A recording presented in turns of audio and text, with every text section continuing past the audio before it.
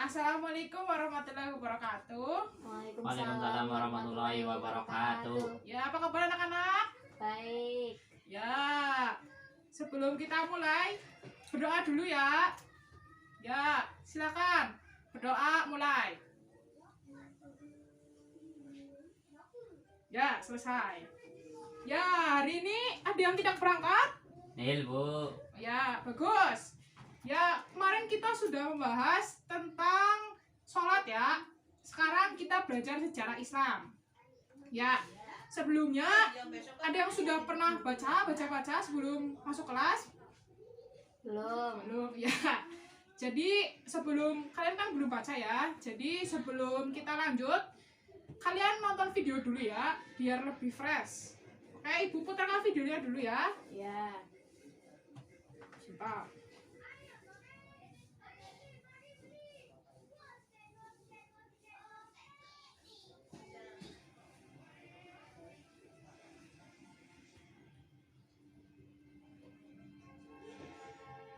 Nah, silakan dicermati videonya.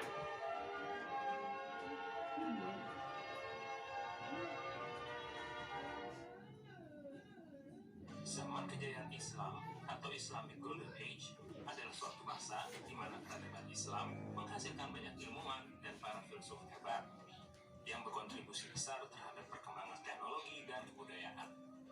Pada era ini, khususnya di bawah pemerintahan Harun al-Rashid dan al-Ma'mun, dunia Islam mengalami kemajuan dalam berbagai bidang, seperti ilmu pengetahuan, sains, dan budaya dengan kecepatan yang sangat besar.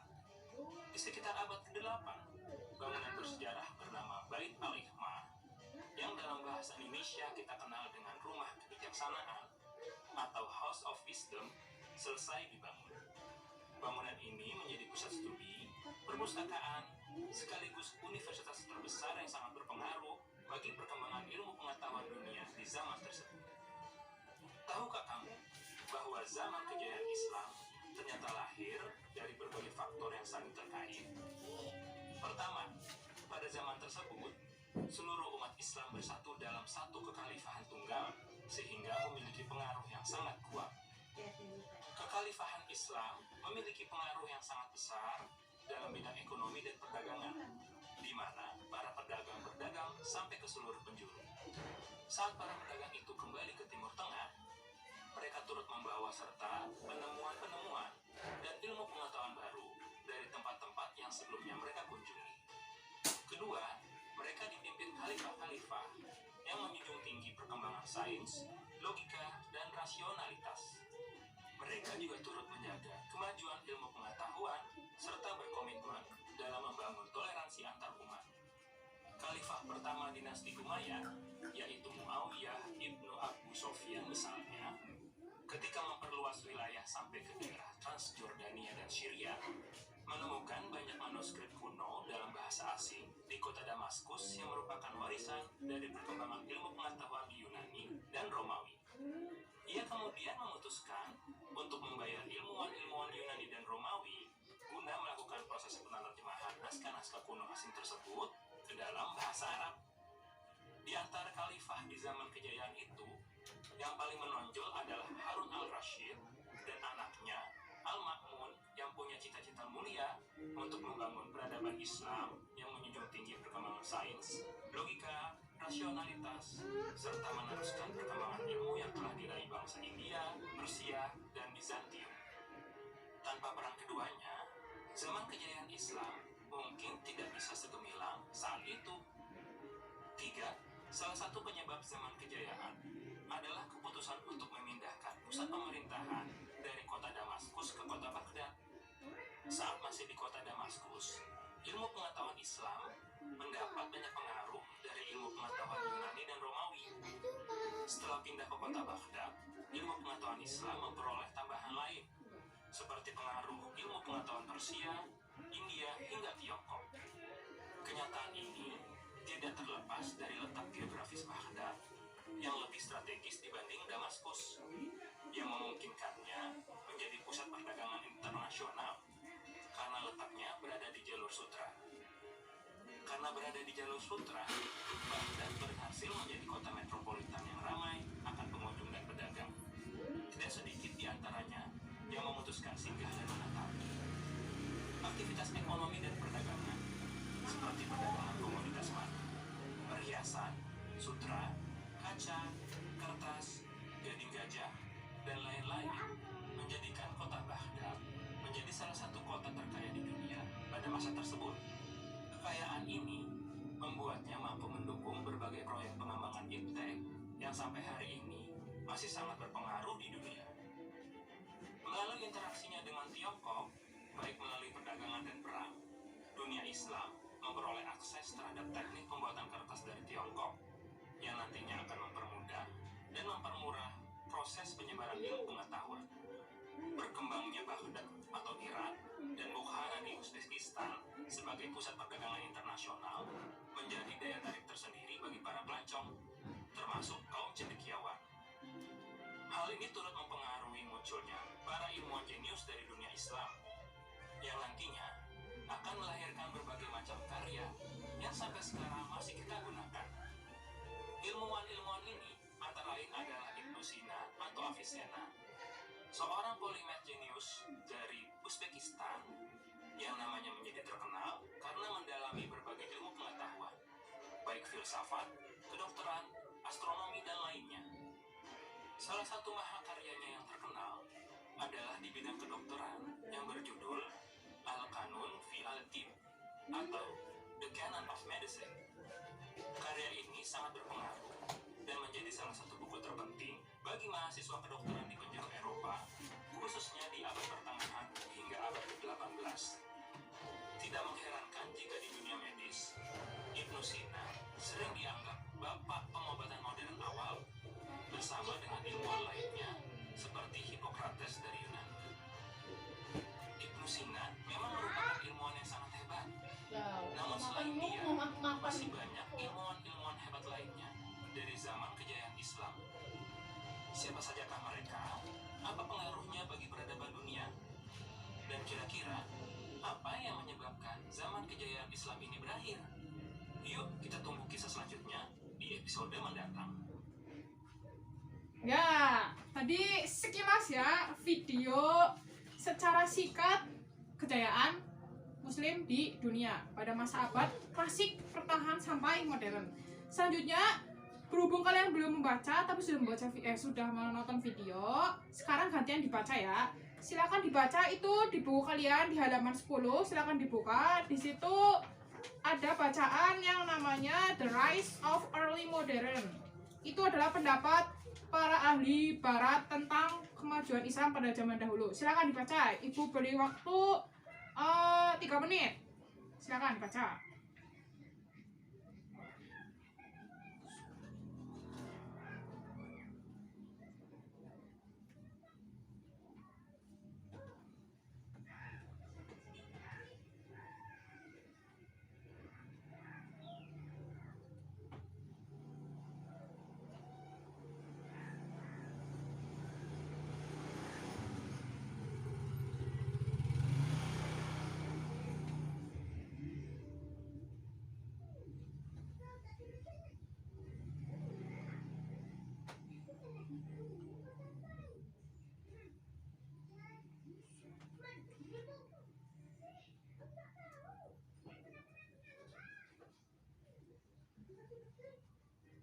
Ya, sudah dibaca. Jadi tadi kan sudah nonton video, sudah membaca tentang kejayaan Islam. Jadi apa yang kalian dapatkan tadi dari membaca sama menonton video sebelum kita lanjut ke inti materi? Yang saya dapat itu Islam mengambil peran penting dalam kemajuan zaman sekarang, Bu. Oh iya, betul, pintar. Nah, ini akan kita bahas selanjutnya ya, bagaimana kok Islam bisa mengambil peran penting dalam kemajuan teknologi sekarang ya. Jadi pertama-tama sebelum kita masuk ke inti pembelajaran, Ibu akan menjelaskan dulu ya tentang periodisasi dulu, tentang periodisasi kejayaan Islam, peradaban Islam pada zaman klasik sampai modern. Jadi yang pertama itu ada masa pertumbuhan. Masa pertumbuhan itu sekitar abad 570 maaf sampai 850. Itu saat masa Nabi awal sampai runtuhnya dinasti Umayyah. Selanjutnya itu berlanjut lagi ke masa keemasan. Nah, ini masa keemasan itu yang paling terkenal itu di masa dinasti Abbasiyah, Al-Ma'mun yang tadi di video kalian tonton. Itu Harun ar-Rasyid itu kan juga Abbasiyah. Selanjutnya masuk ke masa kemunduran. Nah, di sini ada masa kemunduran yaitu sekitar abad ke 1200 sampai ke 1800. Nah, di sini itu kemundurannya di saat dinasti Abbasiyah itu mulai runtuh ketika Baghdad itu jatuh ke tangan tentara Mongol. Ya, di situ mulai gairah pemikiran Islam, ilmu Islam itu mulai menurun. Selanjutnya ke masa yang sekarang ini, masa terakhir itu udah masa kebangkitan atau pembaharuan.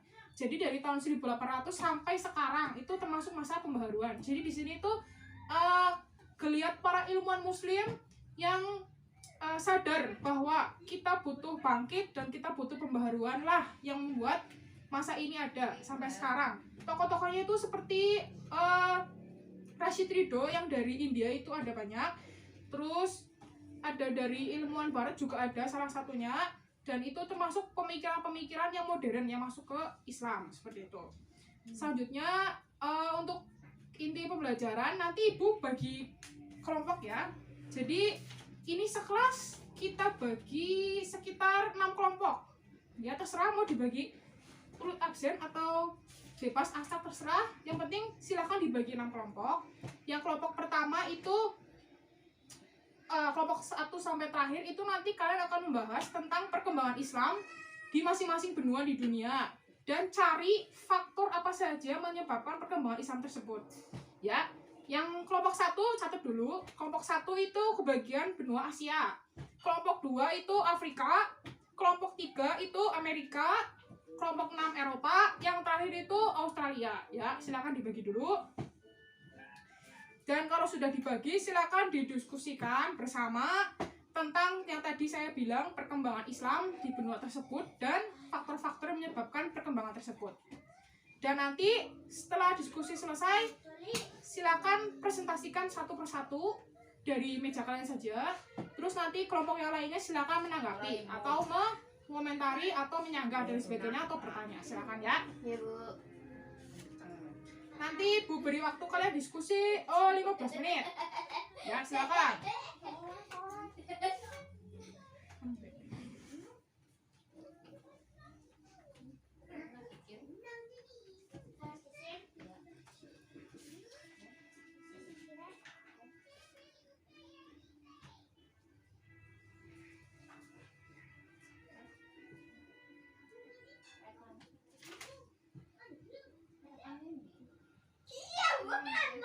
Ya, waktu selesai. Ada yang mau mempresentasikan terlebih dahulu?